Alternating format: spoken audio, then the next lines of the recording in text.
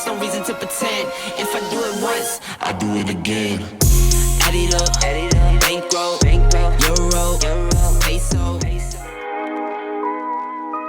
Welcome to the race day vlog of the Runthrough Chase the Moon in Battersea Park. So I'm just out for a lunchtime walk where I will be just shaking up the legs, and then I'll be heading down to Battersea for this evening's run. Evening runs are quite cool actually. Hope you enjoy this one, guys.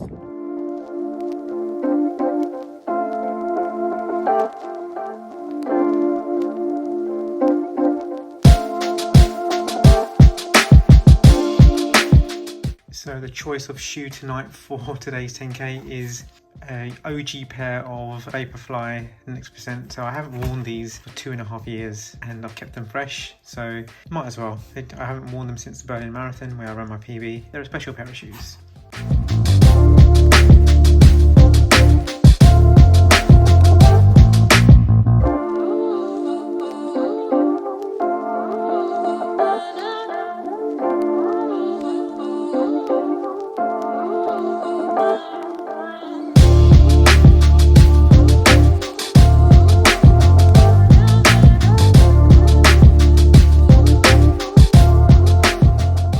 I don't want to hear no crying afterwards. Get it done, okay?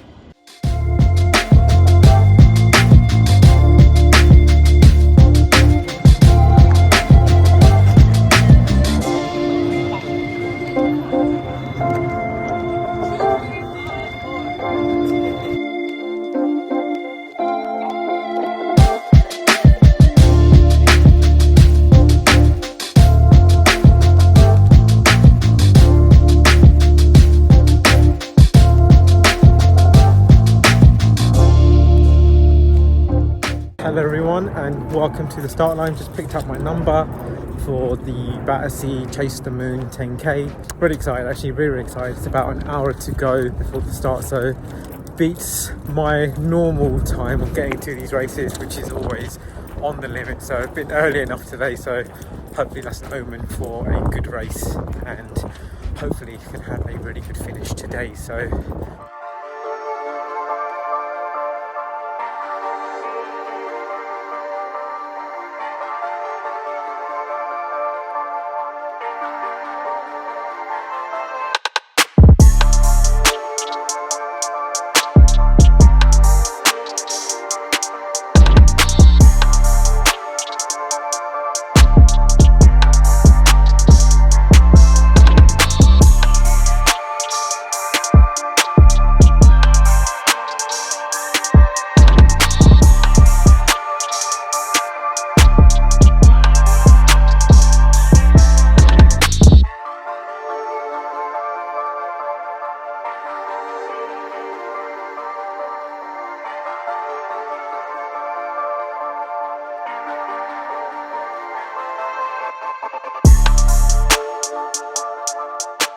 So Chase the Sun is done around 37:13. The medal from the day. Really good race, 64 seconds quicker than 10 days ago. And that was what I was after today. I was really wanting a good hard effort, just lock into pace. I think I clocked off a lot of 3:43s. We'll go through that in the summary straight after this. But really strong race. Never really raced in the night time before, if I'm totally honest with you. It's very rare for me to do that, but yeah, it was really good.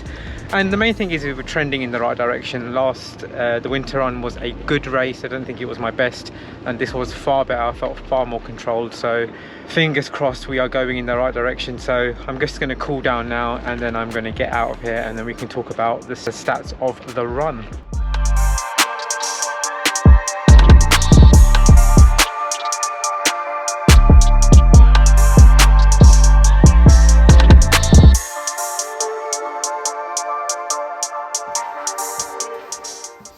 Let's get into a race debrief. So obviously you saw me wearing the Vaporfly Next Percent number 1. That's the first thing to talk about from the race last night. The reason why I chose to wear this is just because of its feel on my foot. Yes, I have both and both are feeling great. I've worn them for all distances up to the marathon. But for me personally, I just find the version 1 a little bit more firmer in the Zoom X. Bear in mind, these are 2.5 years old in terms of since I last wore them, and I've owned them for almost 3 years, so they still are great. They've only had 50 miles on them, and yeah, for me personally, the upper is a lot more snugger. I don't really have a super wide foot, and what you do get is a tighter fit in the forefoot, better hugging around the midfoot, and definitely around the heel counter you get a better feeling around the back of your Achilles. So other than that, the Zoom X is pretty similar. I do find version 1 a little bit more firmer, so I opted to go for these. So I'm going to try and save these as a race pair. In terms of the actual race itself, felt very controlled. Like my splits, I've got them up on the screen here, very controlled in terms of starting the race. So Battersea Park was 4 laps, 2.5k per lap, and it's very easy to get into a groove, find your way around. The only thing you had to navigate was that the twigs and the whole of the pathway was covered in debris, just because of the recent weather we've had here has been pretty terrible, and also with it being at night time, you just got to be careful about your footing. So it'd be nice to do this race in the daytime, definitely, so hopefully sign up for that once it's back in the daytime. But in terms of the split, I felt pretty good warm up, and I clocked off a 3:34 for the first kilometre. If I'm totally honest, I didn't really look at the watch throughout the race. Because I kind of wanted to gauge it on effort and lock into people in front of me, listening to people around me, and just going on that feel. And 2, because it was night time, when you lift up your watch on a Garmin watch, it lights up at a certain angle, and I couldn't be bothered to faff around because I did it a couple of times, and I was like, you know what, I just can't be bothered with the whole nature of trying to find what the light is saying and trying to find out what the time is. So maybe that worked in my favour, maybe not, I don't know, but I just kind of just locked in and thought I'm just going to try and stay very on that sort of 10k sort of pace and see what we got, and try and see if it's better than what I did at the winter run. So yeah, first k 3:34, then a 3:43, 3:44, 3:44, 3:45, and that came in at a 5k time of 18:32. So yeah, much better, much more solid 35 seconds better than the winter run. And yeah, that meant I came in at 18:32. So from there, you know, it's 2 more laps, and then I clocked another 3:43, another 3:43, a 3:46